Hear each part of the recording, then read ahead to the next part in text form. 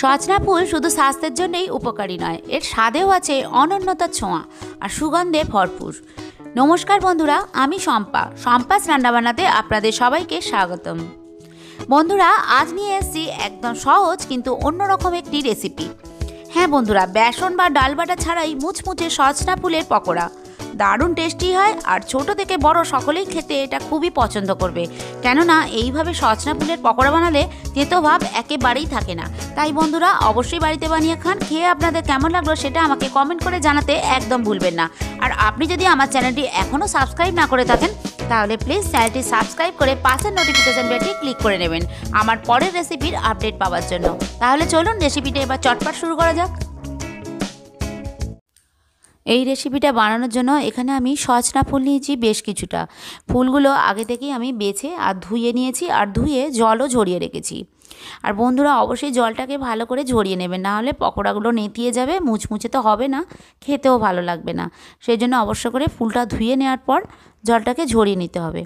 এখন এর মধ্যে আমি পরিমাণ মতো নুন দিয়ে দিলাম। নুনটা পরেও ব্যবহার করব, সেজন্য অল্প পরিমাণ এর মধ্যে একটু নুন দিয়ে দিচ্ছি। তাতে ফুলগুলো বেশ নরম হয়ে যাবে, ব্যাটার মাখতেও সুবিধা হবে, আর পকোড়াগুলো বেশ মুচমুচে হবে, খেতেও দুর্দান্ত হবে। আমরা সাধারণত কি করি বন্ধুরা, বেসন ডাল বাটা দিয়েই পকোড়া বানাই। এটা কিন্তু তা নয়, এটা একেবারে অন্যরকম, অন্য স্বাদের, দারুণ টেস্টি হয়। তাই অনুরোধ রইল একবার এভাবে বানাবেন। এখন 2 থেকে 3 মিনিট পর্যন্ত এটাকে আমি সাইড করে রেখে দিচ্ছি।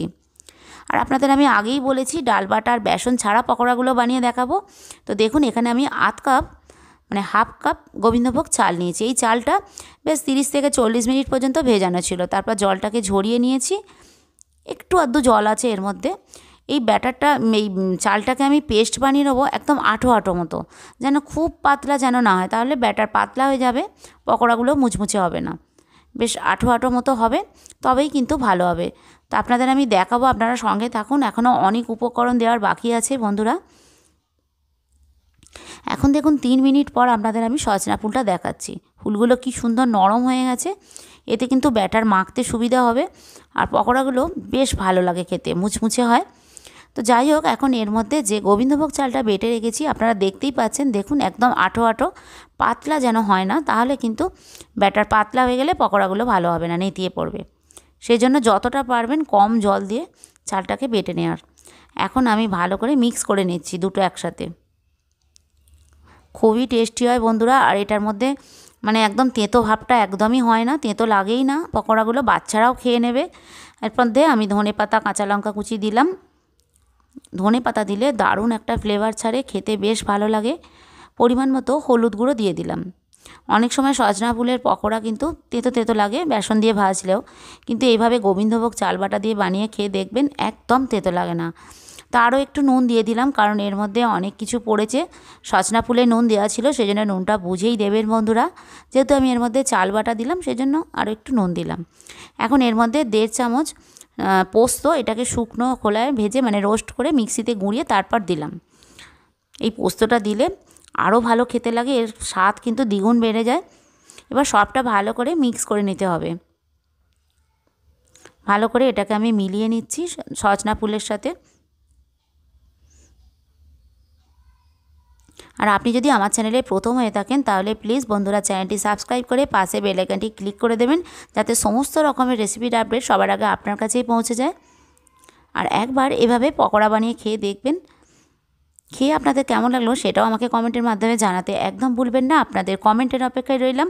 আর আপনাদের কমেন্ট বন্ধুরা পড়তে আমার ভীষণ ভালো লাগে। এখন এটাকে আমি 3 মিনিট রেখে দেবো ম্যারিনেট করে।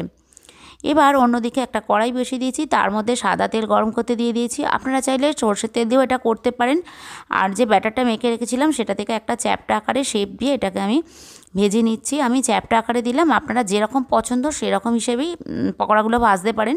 তো একটা আপনাদের দেখাচ্ছি, এরকম কিছুটা নিয়ে 2 হাতে তালুর সাহায্যে এরকম চ্যাপ্টা চ্যাপ্টা করে একটা টিকিয়া যেমন হয় সেরকম টিকিয়া শেপের আমি পকোড়াগুলো ভেজে নিচ্ছি। আপনারা গোল শেপেও ভাজতে পারেন, যেরকম ইচ্ছা, আপনাদের যেরকম পছন্দ। আবারও বলছি, ভালো করে ভাজলেই হলো, আর খেতে ভালো হলেই হলো, তাই না? যেরকমই দেখতে হোক।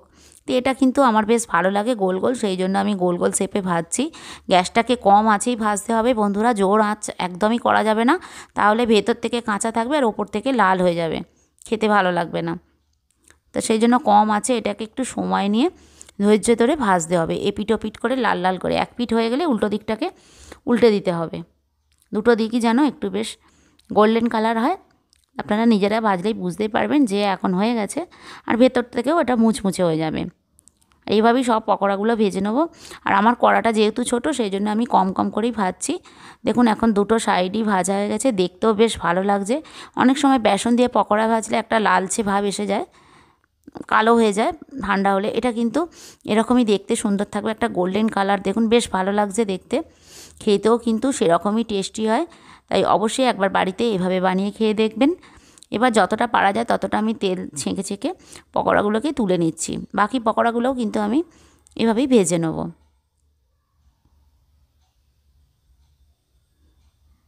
দেখুন আপনাদের আমি দেখাচ্ছি কত সুন্দর দেখতে হয়েছে, কালারটাও কিন্তু বেশ ভালো হয়েছে। এভাবেই সবকটা পকোড়া ভেজে নেব। আর দেখুন এখন আমার সবকটা পকোড়া ভাজা হয়ে গেছে। এবার আমি এটা গরম গরম সার্ভ করব।